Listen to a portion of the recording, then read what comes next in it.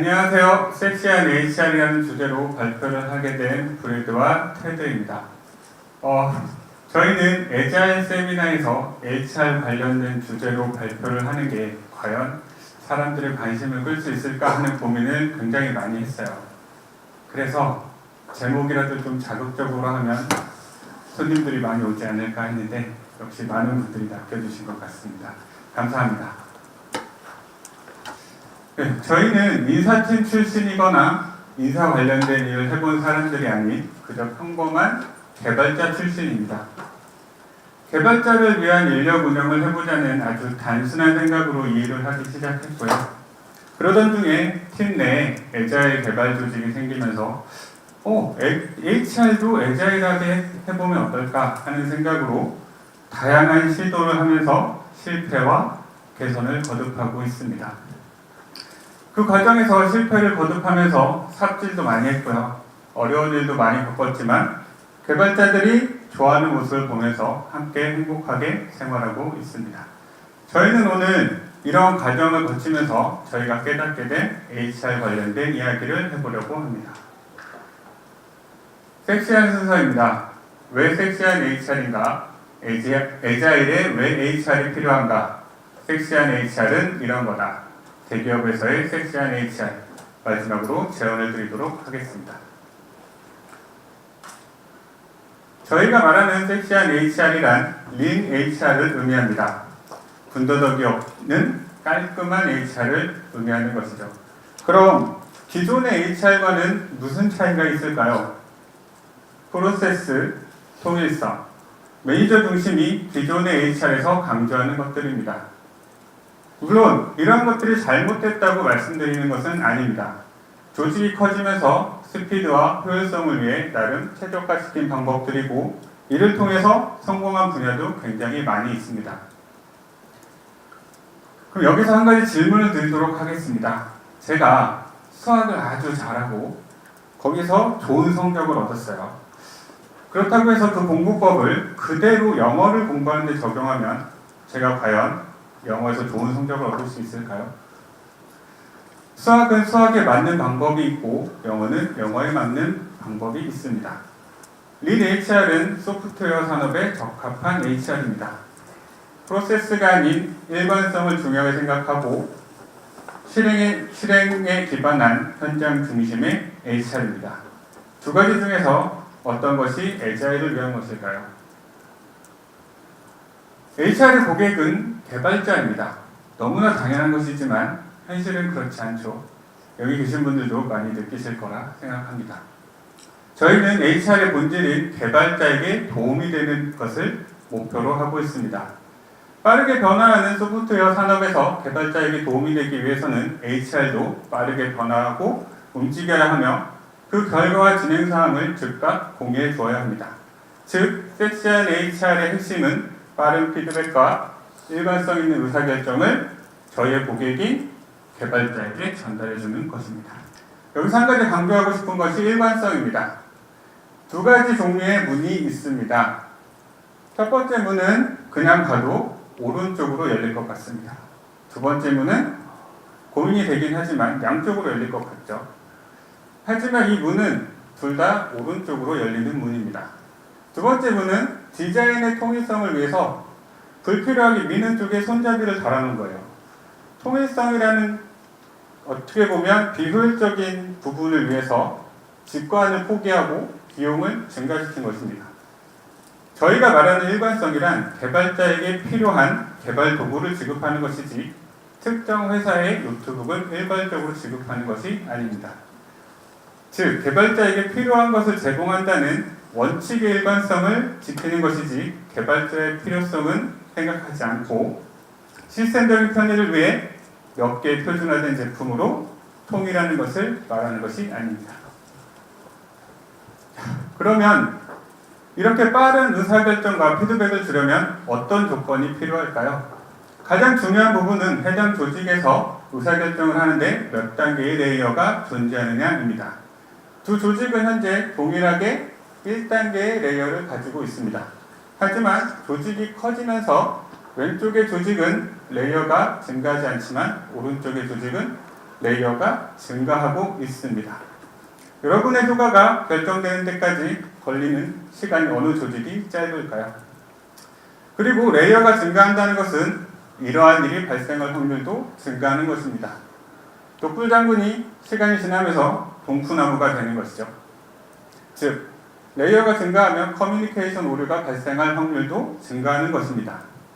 섹시한 HR을 하기 위해서는 HR 조직을 슬림하게 유지하는 것이 아니라 조직 전체의 레이어를 슬림하게 유지하고 조직 개별로 맞춤형 HR을 할 수 있도록 하는 것이 중요한 부분입니다.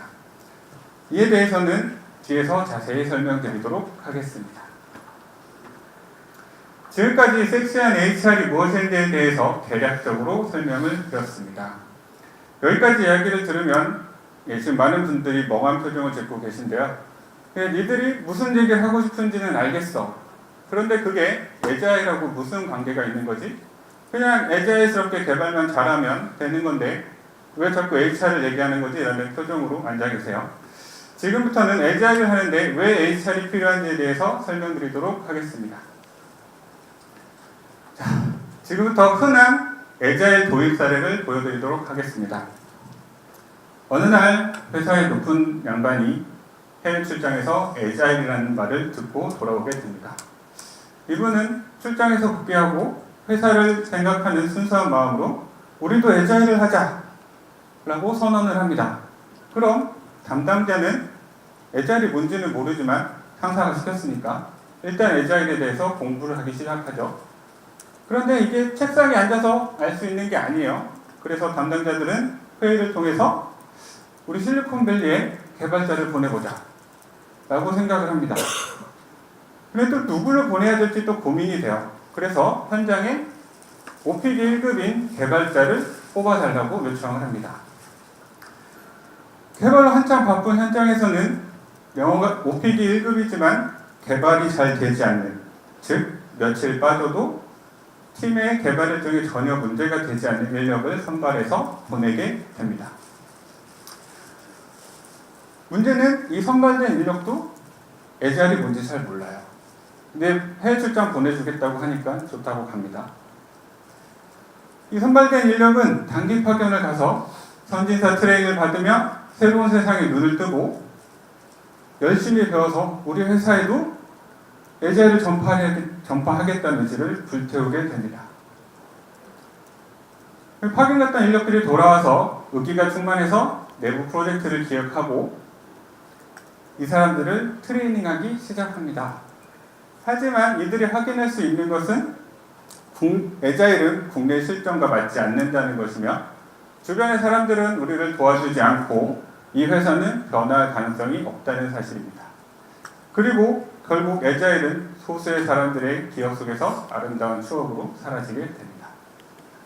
그럼 해외는 어떨까요? 지금부터 해외 사례를 잠시 말씀드리도록 하겠습니다. 4차 산업혁명 시대에 뒤처지지 않기 위해서 많은 제조업의 리딩 컴퍼니들이 소프트웨어 회사로의 변신을 천명하며 에자일을 도입합니다. 이들도 국내 기업과 마찬가지로 실리콘밸리로 벤치마킹을 하게 됩니다. 그중 많은 기업들이 자신들은 소프트웨어 회사로의 트랜스포메이션에 성공했다고 자부하며 홍보를 시작합니다. 해외 기업들은 국내와 다르게 어떻게 성공했다는 홍보를 할 수 있을까요? 무슨 차이가 있을까요? 그것은 바로 이들은 영어가 되지만 개발을 잘 하지 못하는 사람을 보내지 않아도 되는 것입니다. 영어는 다 하겠죠. 외국 사람들이니까. 그래서 어느 정도 개발 실력을 가지고 있고 에자일이라는 단어는 들어본 사람을 옆에 있는 실리콘밸리로 보낼 수 있어요. 그래서 국내보다는 성공 확률이 약간 높습니다. 하지만 정작 연말이 돼서 실적을 점검해 보니 소프트웨어 분야에서의 실적이 저조합니다. 그래서 이들은 내부적으로 진단을 시작하죠. 진단 결과 에자일을 도입하는 것 자체에는 어느 정도 성공을 했지만 이를 뒷받침해줘야 되는 HR이 기존의 제조 프로세스를 그대로 따르고 있었던 것이 문제였습니다. 그래서 이들은 실리콘밸리의 HR 제도를 함께 도입하기 시작했습니다. 국내외 유수의 제조회사들이 소프트웨어 회사로의 트랜스포메이션에서 왜 이렇게 어려움을 겪는 것일까요? 그것은 바로 업의 본질을 파악하지 못하고 겉모습만 따라했기 때문입니다. 애자일만 따라서 한 거예요. 하나의 산업에서 성공을 하기 위해서는 그 업의 본질에 대해서 먼저 파악하고 그 업에 맞는 프로세스, 조직 구조, 인사제도를 함께 변화시켜야 성공할 수 있습니다. 예술을 하는 작가에게 생산성, 효율성, 스피드를 강조하면 절대로 훌륭한 작품이 나오지 않아요. 현존하는 예술 작품들은 작가의 완벽주의에서 나온 것이지 절대로 생산성에서 나온 것은 아닙니다. 실리콘밸리의 많은 회사들이 다른 사람들이 봤을 때 굉장히 특이한 인사제도를 유지하는 이유가 이들은 자신들이 하고 있는 소프트웨어 산업을 제조업이나 다른 분야로 생각하지 않고 예술의 분야로 생각하고 있기 때문입니다. 그럼 지금부터는 저희가 애자일 코어팀이라는 SDS 내 애자일 조직에서 어떤 일을 했었는지 테드가 발표를 하도록 하겠습니다. 여러분 지금부터 저랑 같이 이걸 어떻게 해왔고 대기업에 이걸 어떻게 적용할 수 있을지를 함께 살펴보도록 하겠습니다. 앞에서 말씀드렸다시피 저희의 시작입니다. 저희는 HR의 고객은 개발자라고 생각했어요. 너무 당연한 겁니다. 그래서 설문조사를 했습니다. 무엇이 개발자한테 필요한가? 개발에 몰입하는 것을 방해하는 게 뭔지를 찾아내고 그런 것들을 고쳐주는 게 저희의 업무 목표라고 생각했어요. 그래서 처음 시행한 설문조사에서 설문 결과가 이렇게 나왔습니다. 개발만 좀 하게 해달라는 거였어요. 저희는 이 단순하지만 어려운 숙제를 풀기 시작했습니다. 그러려면 뭐가 문제인지부터 알아야겠죠. 그래서 확인해 보니까 저희가 개발자일 때랑 별반 차이가 없었어요. 첫 번째로는 결제 프로세스입니다. 개발 업무에 아무 관련이 없어요. 그리고 각종 문서를 만들어야 됩니다. 그리고 다른 하나는 회사의 시스템입니다. 한 번도 본 적도 없고 계속 새롭게 바뀌는 회사의 시스템에 적응하기가 어려워요. 그리고 엑셀 취합이나 PPT 작성 같은 부서의 끊임없는 수명 업무들이 개발자를 괴롭히고 있었습니다. 사실 이런 것들은 개발자가 개발을 하기 위해 필요한 것들이에요. 개발자를 도와줘야 되는 것들입니다. 근데 이게 오히려 개발자를 힘들게 하고 방해하고 있었어요. 그래서 저희는 이런 것들을 조금씩 고쳐나가기 시작했습니다. 사실 사람 둘이서 이 프로세스를 다 바꾼다는 것은 불가능합니다. 그래서 저희가 할 수 있는 최선의 방법을 선택했어요. 이걸 전부 다 대신해 주는 겁니다. 개발자가 이런 것들에 대한 니즈가 있을 때 저희한테 요청을 주면요, 저희가 이거를 전부 대신해 줬습니다. 프로세스는 직접 대리로 태웠고요. 부서 수명 업무는 아예 없애버렸어요. 필요한 경우 저희가 알아서 작성했습니다. 컨펌만 개발자한테 받았어요. 그리고 이런 문서나 회사 시스템 같은 것도 가이드를 주거나 아니면 저희가 대리로 신청했습니다. 그리고 이런 것들을 평균 하루 안에 피드백을 줬습니다. 개발자가 혼자서 하면 삽질을 일주일 동안 해야 되는 것을 저희가 하루 안에 유의미한 피드백을 준 거예요. 그럼 나머지 기간 동안에는 개발자가 개발만 하면 됩니다. 그러면 당연히 개발자는 개발에 몰입을 할 수 있고요. 벨로시티는 상승할 수밖에 없겠죠. 대신에 저희의 업무량은 엄청나게 늘어납니다. 자, 이렇게 개발자를 몰입하게 하는 데까지는 성공했어요. 근데 너무 많은 숙제들이 아직 남아 있었습니다. 개발자를 괴롭히는 것들이. 개발 환경이나 조직 구성, 평가 체계 같은 것들이 개발자들이 몰입하지 못하도록 했어요. 그래서 저희는 애자일 개발 조직을 만들면서 이런 것들을 한번 바꿔보자고 같이 시작을 했습니다. 사실상 저희 마음대로 한 거예요. 근데 여기에 아무런 원칙이 없는 건 아니었습니다. 그래서 그걸 지금부터 같이 보실게요. 처음에 개발 환경입니다. 공간에 대한 얘기예요. 공간이 사람을 움직인다. 인지신경학자인 콜린 앨러드의 저서의 제목입니다. 요새 유행하는 업무 환경들이 얘기가 나올 때마다 인용되는 사람이에요. 이 저서의 내용이 뭐냐면 넓고 높은 공간은 인간에게 업무 효율성과 창의력을 증가시켜준다는 내용입니다. 이걸 기억하시고 다음에 사진을 보시죠. 뭐가 보이시나요? 처음 보시는 분들은 작은 것들에 집중합니다. 탁구대, 그리고 게임기, 그리고 신기한 가구들에 집중을 해요. 근데 그런 것들이 중요한 게 아닙니다. 공간이 주는 가치를 이해해야 돼요. 그렇지 않으면 이런 것들을 벤치마킹하면 개발자한테 아무런 가치도 전달할 수 없습니다. 예를 들어 볼게요. 어떤 분이 오셔서 탁구대를 보고 갑니다. 탁구대에 꽂히셨어요. 그래서 여러분의 사무실 아무데나 탁구대를 하나 설치합니다. 그 다음에 실리콘밸리처럼 창의력과 혁신이 폭발하길 바래요. 근데 눈치가 보여서 탁구를 칠 수가 있어야지. 탁구를 치지 못하거나 아니면 저 같은 또라이는 가서 탁구를 열심히 칩니다. 그러면 시끄럽다고 또는 사용하지 않는다고 결론은 없어져요. 그럼 이런 벤치마킹은 개발자한테 어떠한 가치를 줄까요? 어떠한 가치도 주지 못하는 거예요. 오히려 회사에 대한 불신만 쌓일 뿐입니다. 그럼 공간은 어떠한 가치를 줘야 될까요? 그래서 비교를 하면서 보도록 하겠습니다. 저희들의 흔한 업무 환경이에요. 저희 사무실은 이렇게 안 생겼습니다. 보시면 조직 구조가 확연히 눈에 들어옵니다. 내 자리가 어디인지도 바로 알 수 있고요. 관리를 위한 개발 환경이죠. 관리를 위한 공간입니다. 매니징하기 편하죠. 보통 이런 오피스는 부서장한테 많은 공간을 할애합니다. 아까 말씀드렸어요. 콜린 엘러드의 저서에서 넓고 높은 공간은 창의력을 증가시켜준다고. 그럼 이 오피스에서 가장 창의적인 사람은 팀장님이에요. 그래서 회의 시간에 팀장님이나 부서장들이 창의적인 아이디어를 마구 쏟아냅니다. 그럼 이런 것들이 여러분의 개발에 도움이 될까요? 도움이 되긴 어렵겠죠. 여러분들이 더 정답을 잘 아실 거라고 생각이 됩니다. 저희들의 개발 환경이에요. 제 자리가 어딘지 알 수가 없습니다. 그냥 역할자만 있는 거예요. 대신에 요렇게가 한 팀이겠구나 라는 생각은 들어요. 그러면 여기에서 개발자 한 명한테 주어진 공간은 요 정도입니다. 대부분의 공간을 한 명을 위한 공간이 아니라 공용 공간으로 만들어 놨어요.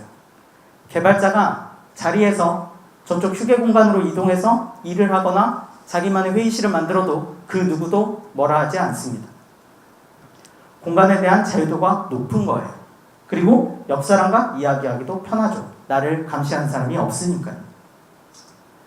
이 팀 안에서는요, 회의를 하려면 그냥 뒤로 돌아서 얘기만 하면 됩니다. 소통과 교류가 증가할 수밖에 없죠.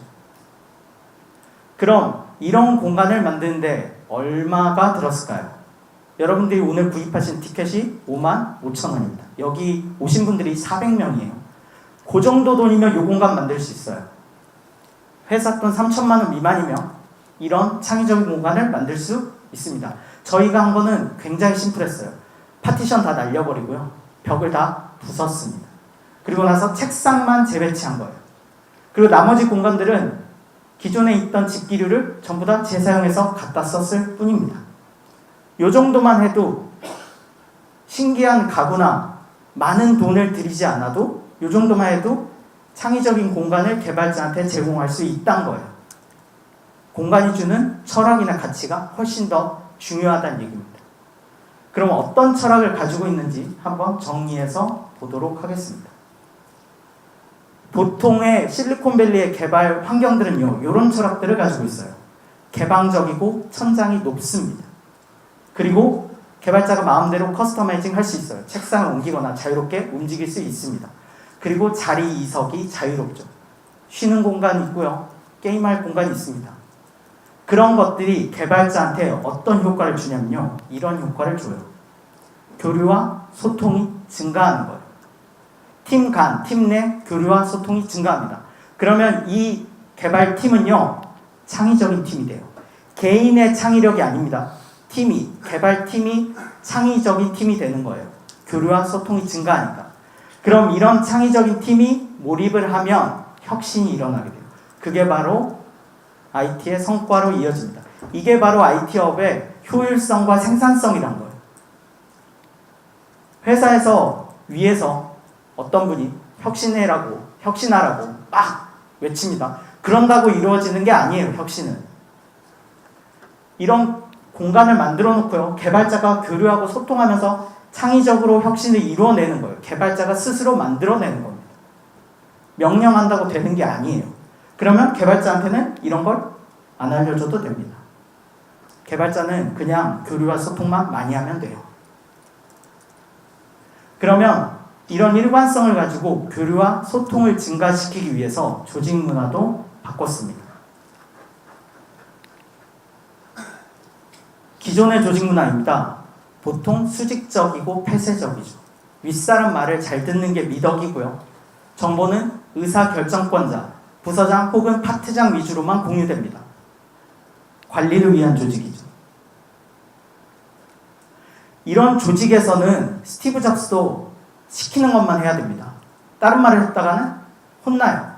아이팟 같은 창의적인 소리를 했다가는 개소리라고 욕을 먹습니다. 왜? 내가 아는 정보가 한계가 있으니까요. 그러면 이걸 어떻게 바꿔야 될까요? 답은 정해져 있습니다. 수평적이고 개방적으로 만들어야 돼요. 왜? 개발자가 교류하고 소통해야 되니까요. 조직이 먼저 개발자를 신뢰하고 배려하지 않으면 교류와 소통은 일어나지 않습니다. 개발자가 갑자기 부서장한테 자기 얘기를 할 수가 없어요. 그래서 조직이 먼저 신뢰와 배려라는 가치를 개발자한테 전달해 줘야 되는 겁니다. 그러면 저희는 이걸 어떻게 했을까요? 일단 직급과 호칭을 없앴습니다. 저도 그렇고 저희 팀장님도 그렇고 영어 이름을 씁니다. 그 뒤는 반말이에요. 존대하지 않습니다. 그리고 정보는 공유해요. 열려있는 자리에서 모두가 모인 자리에서 정보를 다 같이 공유합니다.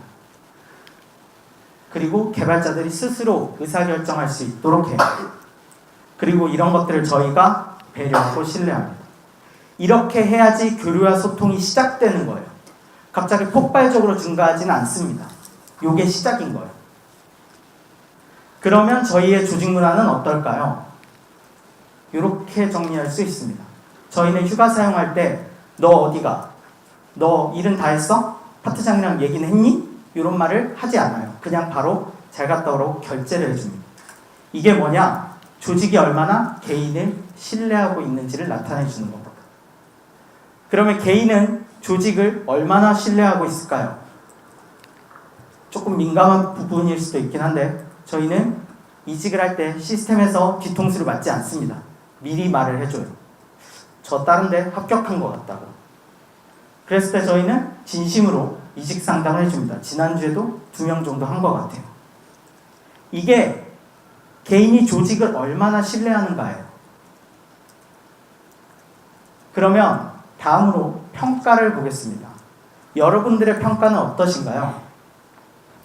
연초에 세운 계획을 연말에 확인하는 작업이에요. 성과 중심입니다. 내가 얼마나 잘했는지는 나도 알아요. 왜? 내가 엄청 힘들었거든. 1년 동안 너무 힘들었어. 그런데 평가를 받는 내가 알고 싶은 건 이겁니다. 내가 어떻게 하면 성장할 수 있을까요? 내가 어떻게 하면 다음 평가를 잘 받을 수 있을까가 궁금한 겁니다. 근데 요즘에 이런 거 알려주는 사람 많지 않아요. 이런 걸 말해주는 사람이 진짜 좋은 사람이에요. 당신을 성장시켜주는 사람입니다. 그러면 저희는 이거를 어떻게 바꿨을까요? 이렇게 바꿨습니다. 일단 개발자가 성과 기술서를 작성합니다. 여기까지는 많이 보셨을 거예요. 근데 이거를 부서장뿐만 아니라 역할 리더와 동료들한테 같이 공유해 줍니다. 내가 개발자면 개발 리더한테 이거를 전달해 주고요. 내가 PM이면 PM 코치한테 같이 전달해 줘요. 그리고 같이 보고 20명이든 10명이든 피드백을 다 취합해서 익명으로 피평가자한테 돌려줍니다. 그럼 여기서 받는 피드백은 두 종류예요. 성과에 대한 피드백과 동료에 대한 피드백. 나의 성과, 능력과 나의 애티튜드를 동시에 피드백 받는 겁니다. 이걸 주면요. 내가 다음에 뭘 해야 될지 알아요. 내가 뭐가 부족한지 알 수 있습니다. 평가 시스템 자체를 바꾸는 것보다요, 이렇게 피드백 자체에 집중하는 게 훨씬 평가에 대한 만족도가 높았습니다. 이렇게 세 가지 정도 저희가 바꿨던 걸 보여드렸는데요. 이 정도 되면 이런 질문이 나옵니다. 그래서 조직에, 회사에, 개인한테 뭐가 좋냐? 처음에 저희 이런 질문을 받고 되게 당황했어요. 좋은데 한 번도 설명해 본 적이 없었습니다. 그래서 저희는 매니저, 개발자, 중간관리자 등 이런 분들이랑 인터뷰를 하면서 정리를 해봤어요. 뭐가 좋은지. 그래서 그런 것들을 지금부터 말씀드리겠습니다. 얘는 옛날 HR이에요. 기존의 HR입니다. 뚱뚱하죠. 개발자가 프로젝트에 투입됩니다. 그러면 일은 힘들어요. 상처를 받을 수밖에 없습니다. 내가 일한 것보다 평가를 덜 받거나 아니면 업무가 너무 과중하거나 아니면 누군가 트러블이 생기거나 이럴 때 기존 HR은 아무것도 해주지 않아요. 왜? 그런 프로세스는 존재하지 않으니까요. 그걸 KPI로 잡아두지 않습니다. 목표로. 그러면 개발자가 마음을 다칩니다. 이 회사가 나를 부품으로 보는구나. 이렇게 마음이 다쳐서 추억하고 있는데 너밖에 없다면 또 다음 프로젝트를 보내요. 그러면 또 같은 이유에서든 다른 이유에서든 상처를 받습니다.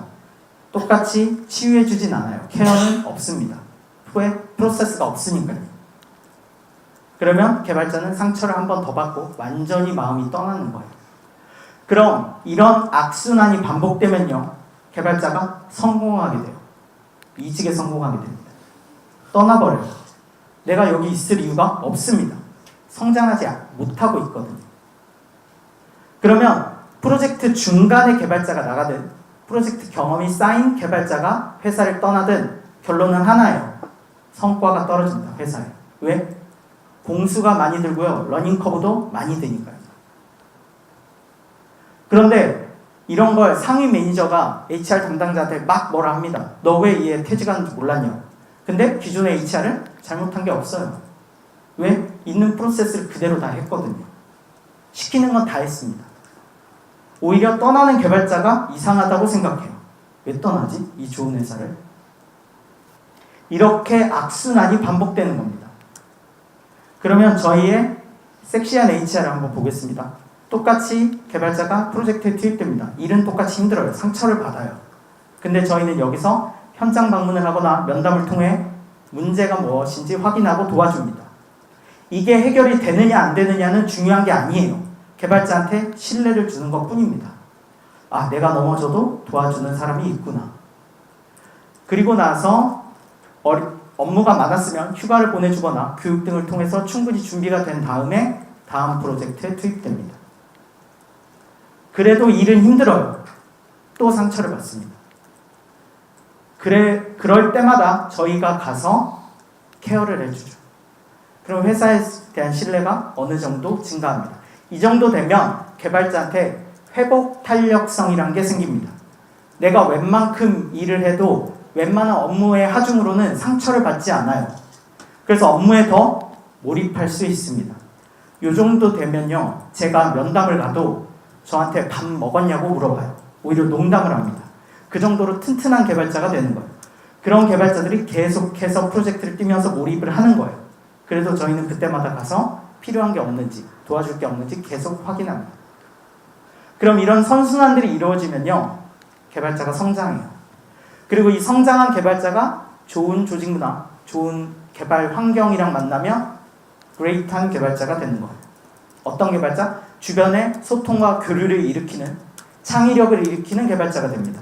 그리고 이런 개발자들이 많아지겠죠. 그럼 이런 개발자들이 몰입하면 그게 바로 혁신이 되고 그게 회사의 성과가 되는 겁니다. 이게 IT업의 경쟁력인 거예요. 이게 IT업의 생산성인 겁니다. 그럼 섹시한 HR은 이런 장점을 가지고 있는 거예요. 그럼 이런 것들을 기존 대기업에 어떻게 하면 적용할 수 있을까요? 저희는 지금 현재 60명 정도 되는 개발 조직입니다. 저희가 작았기 때문에 적용할 수 있었을까요? 아니면 실리콘밸리여야지만이? 아니면 스타트업만 이런 걸 할 수 있을까요?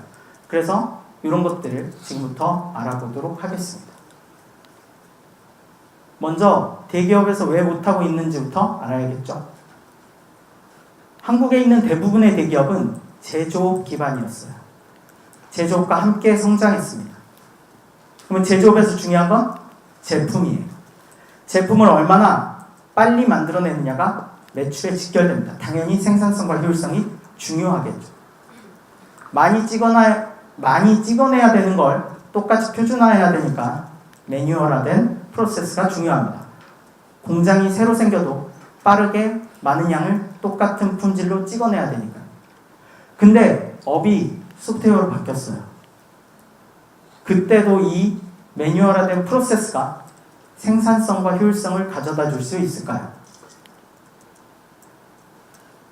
앞에서 말씀드렸다시피 소프트웨어업은요, 창의적인 작업입니다. 창조력이 필요해요. 그래서 실리콘밸리 회사들은 이런 것들을 생산성, 효율성이라고 생각하는 거예요. 앞에서 보셨던 교류와 소통이 증가돼서 창의적인 조직이 나오고요. 그 창의적인 집단이 몰입을 함으로써 나오는 혁신이 생산성이 되는 거예요. 그럼 이런 것들을 하려면 어떻게 해야 될까요? 프로세스를 당연히 줄여야 됩니다. 그러려면 조직 구조를 얇게 가져가야 되겠죠. 기존의 조직 구조를 얇게 가져가려면 한 방에 가는 게 좋겠죠. 한 방에 수평적으로 가는 게 베스트입니다. 아니면 쪼개야 돼요. 근데 이렇게 쪼개고 나서도 매니저 요분을 그대로 두면 어차피 말짱 도루묵이에요. 그냥 조직 개편만 3번, 4번 하는 겁니다. 아무 소용이 없어요. 그러면 이분이 가지고 있던 의사결정 권한을 모든 조직에 골고루 나눠줘야 돼요. 여기가 마치 스타트업인 것처럼 따로따로 자기네들만의 문화를 만들 수 있어야 합니다. 그렇다면 기존의 대기업 구조를 가진 사람들이 이런 모양이나 이런 모양으로 갑자기 가면 어떻게 될까요? 엉망이 되겠죠. 소프트 랜딩 할 수 없습니다. 그래서 저희가 했던 방식을 제안을 드릴게요. 아까 보셨던 친구들이에요. 에자일 갔다 온 열정 넘치는 친구들입니다. 이 친구들이 기존의 개발 조직에 들어가면서 아름다운 추억이 돼버렸죠. 없어졌어요. 실패했습니다. 그래서 저희는 이거를 반대로 해봤어요. 기존의 에자일 조직을 스타트업이라고 생각하고요. 여기에 기존 개발 조직을 갖다 붙였어요. 에자일 조직에 기존 개발 조직을 갖다 붙인 겁니다. 물론 협업을 했고요. 에자일에 인사이트가 있으신 분들을 많이 데려왔어요. 그래서 조직 구조로 보면 이렇게 키울 수 있었습니다. 협업을 합니다. 그래서 협업한 사람들 중에 개발자들을 기존 조직에서 에자일 조직에 이렇게 갖다 붙이는 거예요. 수평적인 조직이 되고요. 소프트 랜딩 할 수 있습니다. 저희 조직이 원래 5명에서 지금 60명까지 이렇게 늘려왔어요. 물론 속도는 느립니다. 확실히 느려요. 근데 여기가 무너지지 않아요. 기존 개발 조직에서 10년 이상 개발하신 분들도 여기 와서 10년, 12년 띠동갑들이랑 탁구치고 잘 놀고 있습니다. 너무 좋아하세요. 업무에 대한 몰입도도 당연히 높습니다. 그럼 이런 조직 구조를 가져갔을 때 기존의 매니저들, 인사팀이나 이런 분들은 어떻게 해야 될까요? 먼저 의사결정 권한을 위임해줘야겠죠. 당연히.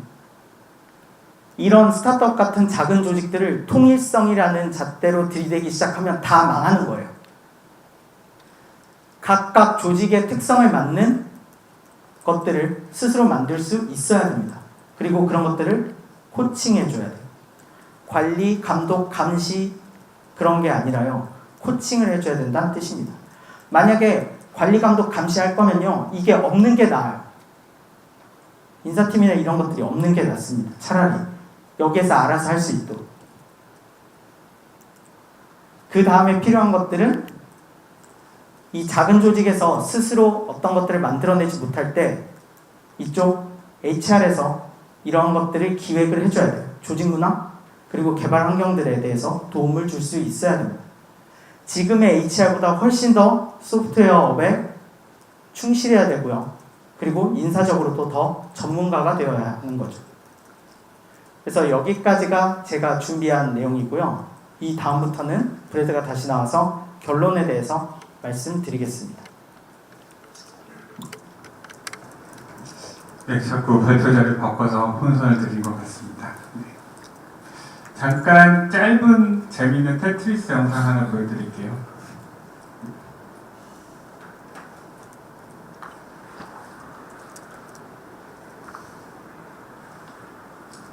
네, 저희가 오늘 드리고 싶은 이야기는 기존의 HR이 잘못됐다거나 문제가 있다는 이야기를 하고 싶은 것이 아닙니다.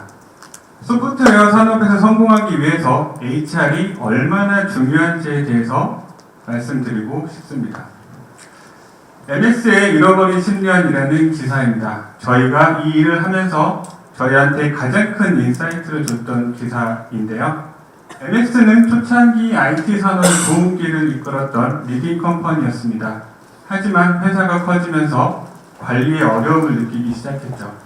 그때 MS가 선택한 것은 제조업의 프로세스였습니다.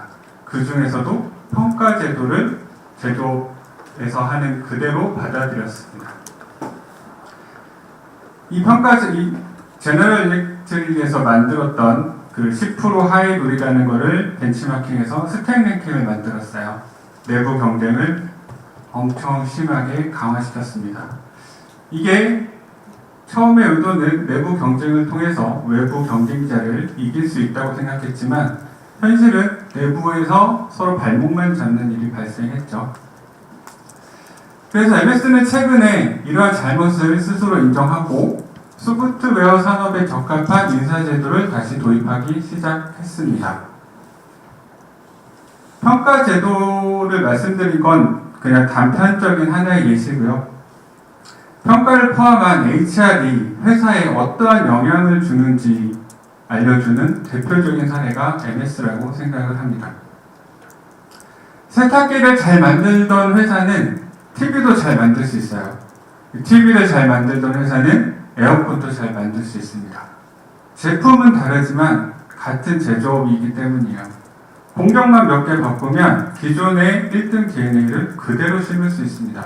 그러면 쉽게 다시 1등을 할 수 있죠. 하지만 소프트웨어 산업은 완전히 다른 새로운 분야입니다.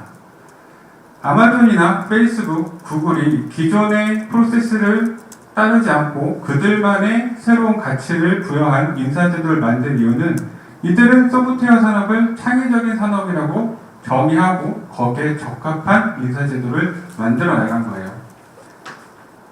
그 차이가 MS와 현재 다른 회사들의 차이를 만들어내는 것이죠. 저희가 이 자리에서 말씀드리고 싶은 건 한국에도 이러한 소프트웨어 산업에 적합한 인사제도가 뿌리내리기를 바란다는 것입니다. 지금까지 약간 엉성하고 허접한 발표 들어주셔서 감사하고요. 오늘 하루 즐겁게 마무리하시기 바랍니다. 감사합니다.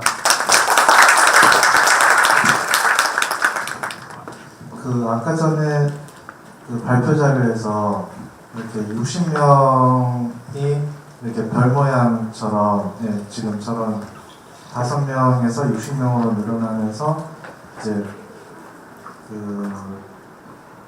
그런 요 다음 슬라이드가 이렇게 된 거.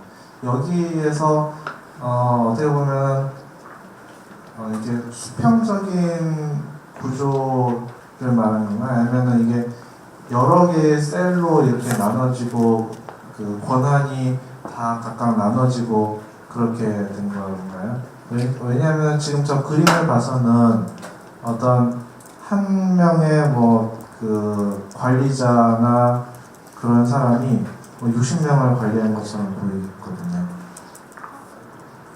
네, 일단 현재 액트에는 셀이나 사일로는 전혀 존재하지 않고요. 프로젝트 베이스로 프로젝트가 생기면 그 프로젝트를 수행하고자 하는 인력들이 모여서 팀을 만들고 그 프로젝트가 끝나면 해체하는 프로세스를 가지고 있고요. 관리자는 랩장님이 계시기는 하지만 이분이 뭔가를 관리하지는 않고 각 역할자별로 코치분들이 계세요. 지금 60명 중에 한 10분 정도가 코치 역할을 하고요. 그분들의 역량 강화나 그 역할자별로 어려움을 겪고 있는 것들을 다 케어를 해주고 계세요. 그래서 사일로는 존재하지 않고 있습니다. 현재 저희의 고민은 이 60명이 사실은 맥스라고는 보이거든요. 60명 이상으로 증가했을 때 이거를 다시 별도의 조직으로 만들 것인지 아니면 더 크게 해볼 건지에 대한 고민은 하고 있습니다. 네.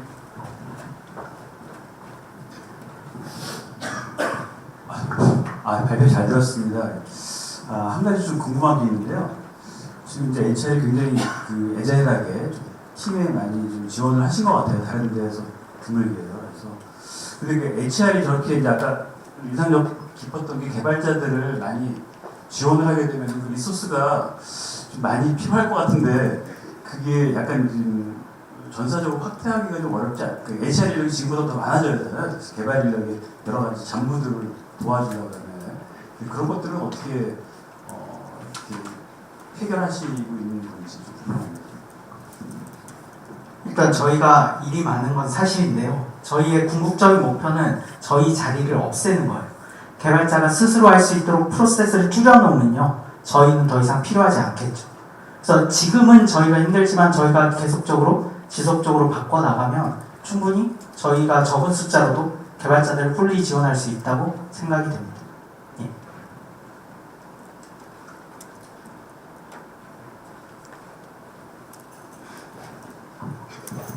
네, 어떻게 보면 상당히 파격적인 변화인데요. 그런 파격적인 변화가 가능하게 했던 뭐라고 해야 되나요? empowerment 같은 건 어떻게 할 수 있었는지 궁금합니다.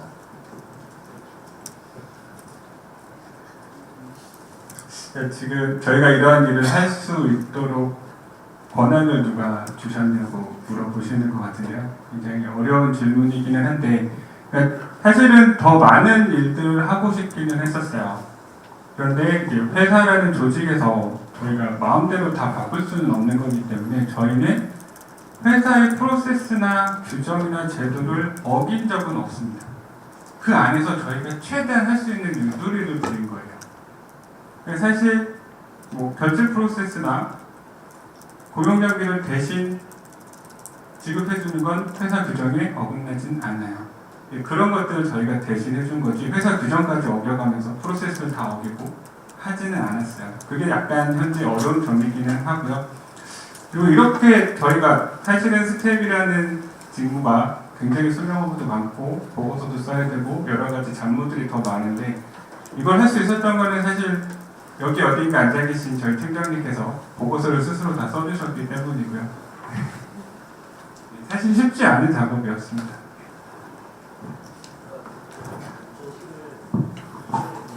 구조가 있는데 그걸 해체해가지고 한다라고 하면 적어도 그 조직을 그렇게 그러니까 없앨 수 있는 정도의 이제 권한이나 그런 것들이 있어야 가능했을 것 같아서 질문들이 있는데요. 그러니까 저희가 기존의 조직을 없애진 않았고요. 요 5명이 60명이 되는 과정에 대해서 말씀을 하시는 것 같은데 이 과정 하나하나가 사실은 굉장히 힘들었어요. 어떤 A라는 조직 전체를 뜯어서 다시 지금 액트 팀에 붙인 건 아니고요. 전사에 있는 수많은 팀들 중에서 한두 명씩을 계속 지속적으로 빼온 거예요. 그 과정에서 다시 팀장님께서 욕을 많이 먹으시면서 사람들을 많이 빼오셨죠.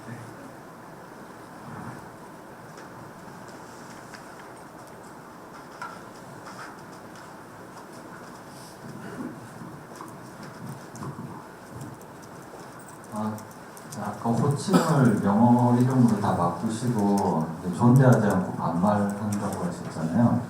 맞나요? 네, 맞습니다. 예, 그게 이제 서로 존대하는, 다 같이 존댓말하는 거하고 다 같이 반말하는 게 어떤 장단점이 있어서 다 같이 반말하는 걸로 동의하셨는지.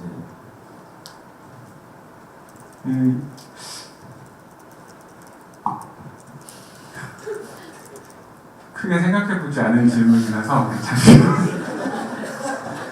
근데 그게 자연스럽게 그렇게 됐던 것 같아요. 사실 저도 처음에 영어 이름 쓰는 거에 대해서는 굉장히 거부감도 많이 있었고 이게 한국에서 과연 될까? 라는 생각을 했었는데 저희가 의도를 해서 존대를 안 하고 반말을 했던 건 아닌데 여기에 또 계신 팀장님이 아닌 랩장님이 계속 존대를 하면 싫어하시더라고요.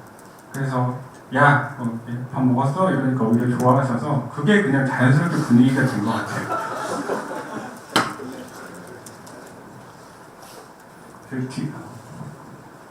저도 그 수평적 문화가 그 사회소통과 창의적인 아이디어 도출에 좋다고 찬성하는 입장을 밝히고요. 그런데 저 그림을 보면 그 조직원 모두의 어떤 의견을 모아야 되는 경우나 이런 경우에 사실 조직에서 어떤 관리자 위치에 있는 사람이 그런 걸 취합해서 뭔가 그 조직을 대표하는 의견으로 뭔가 이렇게 요약이나 어떤 대표하는 걸 만드는 경우도 필요할 텐데 그런 관점에서 보면 저게 저런 문화 자체가 또 뭔가 좀 단점을 가지는 부분도 있었을 텐데 그런 건 없으셨는지.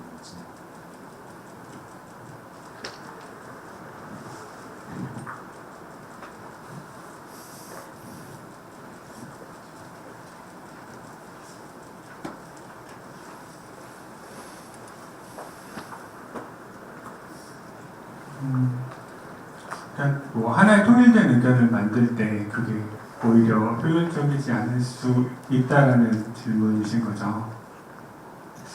뭐 사실 그 부분 역시 저희도 시작했을 때는 굉장히 우려했던 부분인데요. 일단 저희가 만들어 놓은 이 공간을 보시면 여기가 그림보다는 훨씬 넓어요. 그래서 저희가 2주에 한 번씩 혹은 한 달에 한 번씩은 전체 인력이 모여서 CLD라는 행사를 합니다. Continuous Learning Development 데이. 네, 죄송합니다. 그래서 뭐 그때 이런 세미나도 같이 하고 여러 가지 토론하는 장을 만들고요. 끝나고 항상 회고를 해요. 그때 전체력이 모여서 항상 의견을 조율하는데 이 과정이 계속 지속되다 보니까 팀원들의 의견이 어느 정도 한 방향으로 계속 모이게 돼요. 그래서 특정한 어떤 결정을 하게 될 때 전체가 모여서 이야기를 하더라도 그게 여러 방향으로 분산되거나 하진 않아요. 그래서 오히려 의사결정을 하는 게 훨씬 빠르고요. 그래서 그 모인 의사결정을 가지고 정리하는 건 랩장님께서 직접 하시고 해서 오히려 더 빠른 것 같아요. 그러면 수명이 한 곳에 같이 모였다는 얘기이신가요? 여기가 저희가 총 100좌석을 가지고 있어요. 이런 구조의 사무실을. 네, 100좌석을 가질 때는 그게 가능한데 그럼 이걸 좀 더 큰 조직에 적용하기에는 더 생각해야 되는 문제가 그렇죠. 네. 아까도 말씀드렸지만 저희도 이게 60명에서 100명 혹은 150명이 됐을 때 이 60명의 구조를 복제해서 새로 만들 거냐 더 키워갈 거냐는 아직 시도해보지 못했어요. 아직 저희가 그 정도 규모가 되지 않았기 때문에 그래서 이거는 나중에 해보고 혹시나 다시 만날 일이 있으면 공유드리도록 하겠습니다. 네, 회사가 다른 조직들은 다 수직적이에요. 근데 그 조직만 수평적입니다. 그러면 다른 조직에서 굉장히 많은 공격이 들어왔을 것 같습니다. 그러면 지금 이런 조직을 유지하시고 더 늘려나갈 수, 그 성장시킬 수 있으려면 성과를 어필을 할 수 있어야지 그게 가능할 것 같은데요. 이런 HR 구조에 대한 성과로는 어떤 것으로 어필하고 계시는지 궁금합니다. 사실 그러니까 HR 구조에 대한 성과라는 것은 측정을 하기가 어렵고요. 그러니까 조직의 성과는 사실 사업성과 연결이 돼야 되는 거고 여기서 만든 제품이 좋은 제품이 되면 인정을 받는 거잖아요. 근데 이렇게 말씀드려도 되는지 모르겠지만 그 액트라는 조직에서 자체적으로 만든 제품이 몇 가지 있었어요. 이제 기업 에이지라든지 MVR이라든지 몇 가지 제품이 있었는데 이 제품들이 사실은 기존의 수익적인 조직에서 만들었던 제품보다 훨씬 단기간에 좋은 제품으로 만들었고 그거를 인정받았어요. 사실 그런 부분이 있기 때문에 저희가 아직까지 살아있을 수 있는 부분이고요. 확실히 이런 공간과 HR 제도 그리고 뭐 나머지 여러 가지 더 좋은 부분들이 있지만 이것들이 개발자들에게 창의력과 생산성을 높여주는 건 맞는 것 같아요. 이거를 숫자적으로 표현은 못하겠습니다.